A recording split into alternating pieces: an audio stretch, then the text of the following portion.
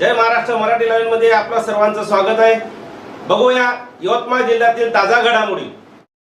माननीय पोलीस अधीक्षक sir, upper police अधीक्षक सर, डीवायएसपी सरांच्या मार्गदर्शनाखाली उमरखेड पोलीस ठाण्याअंतर्गत उद्याच्या रंगपंचमीच्या अनुषंगाने बंदोबस्ताचे नियोजन करण्यात आलेले आहे। उद्याच्या बंदोबस्ताच्या पार्श्वभूमीवर विशेषतः उमरखेड शहरामध्ये रंगपंचमी खेळणाऱ्या युवकांनी, सर्व स्तरातल्या नागरिकांनी रंगपंचमी खेळताना कोणाच्याही व्यक्तिगत भावना, धार्मिक भावना दुखावल्या जाणार नाही याची काळजी घेणे, दक्षता घेणे अत्यंत आवश्यक आहे।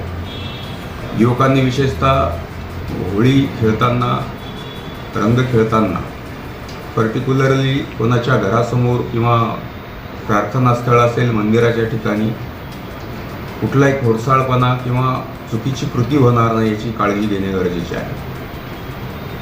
पोलीस विभागाकडून संपूर्ण बंदोबस्ताचे नियोजन झालेले आहे। उद्या सकाळी टेबल सीटवर जोराने गाडी चालवणे, दारू पिऊन वाहन चालवणे अशी कोणती घटना आढळल्यास, कोणी चुकीची पद्धतीने गाडी चालवणे किंवा दारू पिऊन गाडी चालवणे, तसेच आरडाओरड करणे, कोणी रस्त्याने जात असतील बाहेरगावचे युवक किंवा युवती तर त्यांना सुद्धा अडथळा करून त्यांच्यावर रंग टाकणे असे प्रकार आढळून आले आणि जर तशी तक्रार आली तर त्याची सुद्धा दखल घेतली जाईल।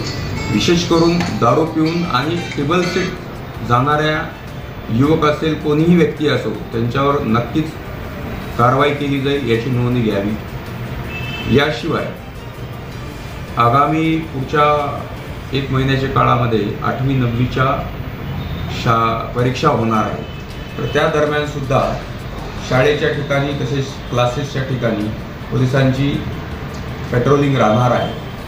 त्या ठिकाणी आम्ही दररोज सकाळी 7 वाजल्यापासून ते क्लासेस आणि शाळा सुटेपर्यंत आम्ही पेट्रोलिंगचे आणि फिक्स पॉईंटचे सुद्धा नियोजन केलेले आहे। त्यामध्ये RCP पथक असेल, वाहतूक विभागाचे कर्मचारी अधिकारी असतील, माझे बीट अंमलदार असतील, तसेच आमचे रोजचे दैनंदिन DO असतील, हे रँडमली पेट्रोलिंग करतील। कुठेही शाळेच्या ठिकाणी कोणीही युवकांनी विनाकारण थांबता कामा नये। जर तशी वारंवार कृती आढळली तर त्यांच्यावर कठोरात कठोर कारवाई केली जाईल याची नोंद घेईल। धन्यवाद।